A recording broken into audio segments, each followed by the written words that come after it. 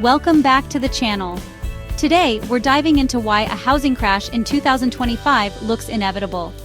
Many signs point to a major correction, or even a full-blown crash hitting the market. This isn't just speculation, the underlying fundamentals are flashing red. So let's break down why a downturn is not only likely but increasingly unavoidable.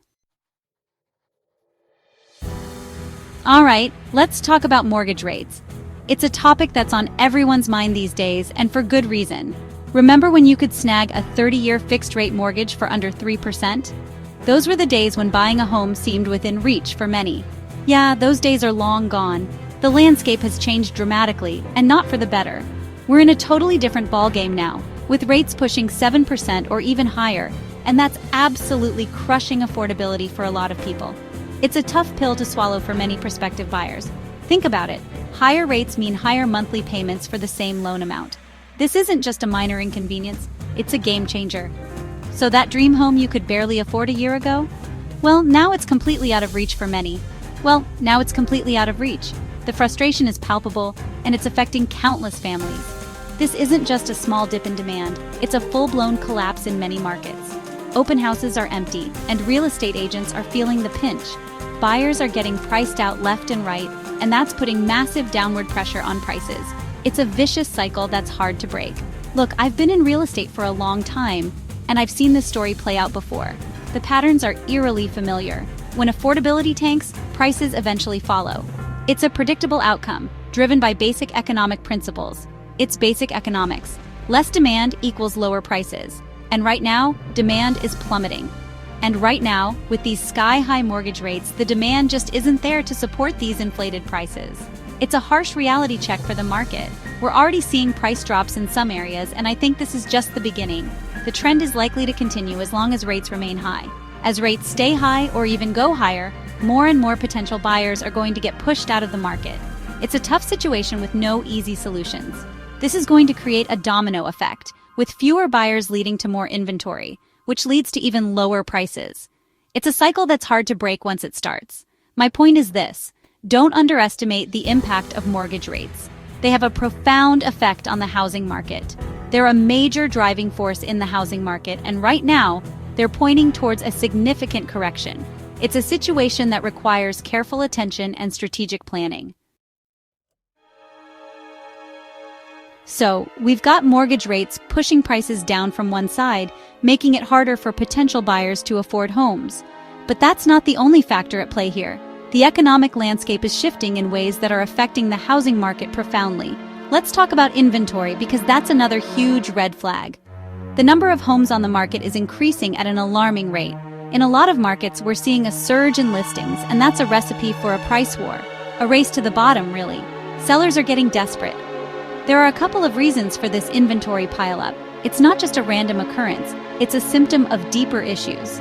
First, you've got sellers who bought at the peak of the market, maybe hoping to cash out while the going was good. They thought they could make a quick profit. Now they're realizing the market's shifting, and they're scrambling to offload their properties before prices drop even further. It's a panic sell. It's like a game of musical chairs, and everyone's trying to grab a seat before the music stops. The fear of being left with a depreciating asset is real. Then you've got builders who went all in during the boom times, pumping out new construction projects left and right. They were optimistic about endless demand. The problem is, they built too much, too fast, and now they're stuck with a glut of inventory they can't move. These homes are just sitting there, unsold. And let me tell you, builders are in the business of making money, not holding on to empty properties. They need to sell to keep their operations running. So, what do? They start slashing prices to attract buyers, and that puts even more downward pressure on the market as a whole. It's a vicious cycle. This combination of panicked sellers and overzealous builders is creating a perfect storm for a price correction. The market is teetering on the edge. When you've got more supply than demand, something's gotta give. And that something is usually the price. It's basic economics. It's a classic case of supply and demand, and right now the scales are tipped heavily in favor of buyers. If you're in the market, it's a good time to buy. Look, even if we ignore the mortgage rates and the inventory issues, there's another massive elephant in the room that we can't ignore: the economy. And frankly, things aren't looking so hot right now. We're seeing layoffs across multiple industries, wage growth is slowing down, and people are tightening their belts because of inflation. Consumer spending, which is a huge driver of the economy, is starting to weaken. All of these are classic signs of a recession looming on the horizon. Now, you might be wondering, what does the economy have to do with housing? Well, it's pretty simple. When the economy takes a hit, the housing market feels it. When people are worried about their jobs or their finances, buying a house is usually the last thing on their minds. And if they do have to move, they might be forced to downsize or even face foreclosure. A recession means fewer buyers, more distressed sales, and a whole lot of downward pressure on prices. It's like a 1-2 punch for the housing market. First, you've got the affordability crisis caused by high mortgage rates, and then the recession comes along and delivers the knockout blow. Chapter 4: Mortgage resets will trigger defaults. Remember those crazy low mortgage rates everyone was getting during the pandemic? Yeah, those were fun while they lasted. But here's the thing, a lot of those mortgages weren't your typical 30-year fixed-rate loans. Many were adjustable-rate mortgages, or ARMs for short. Now, ARMs can seem great at first because they often come with lower introductory rates. But here's the catch.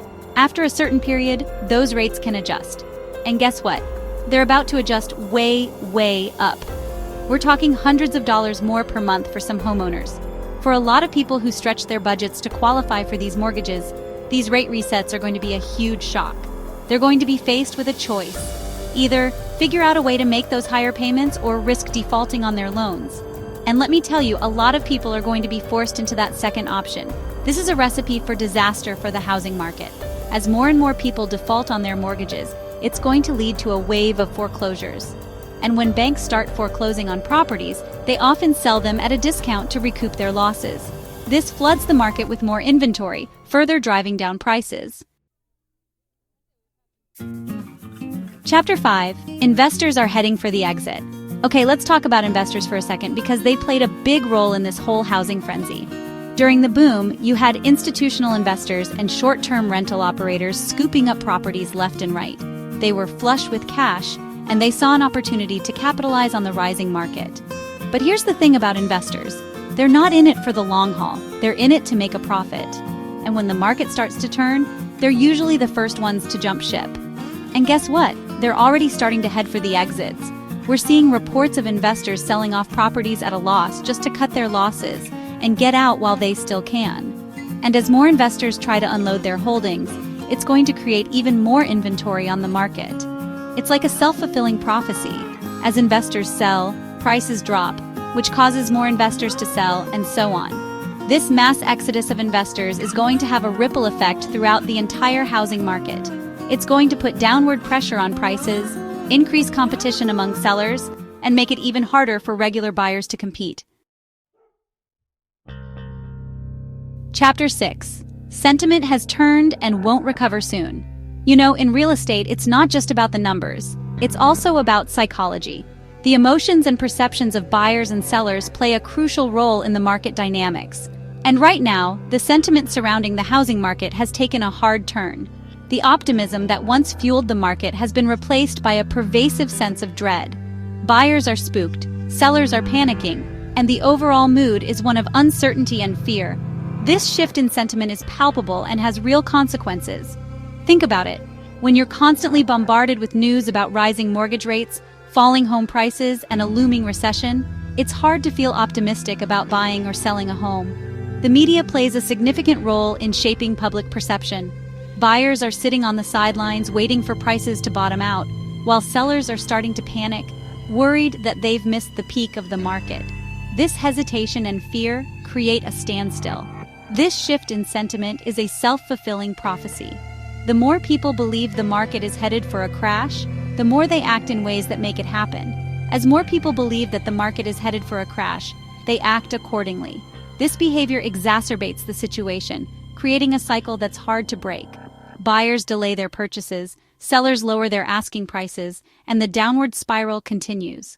The market becomes stagnant, with fewer transactions taking place. It's like a snowball effect, gaining momentum as it rolls downhill.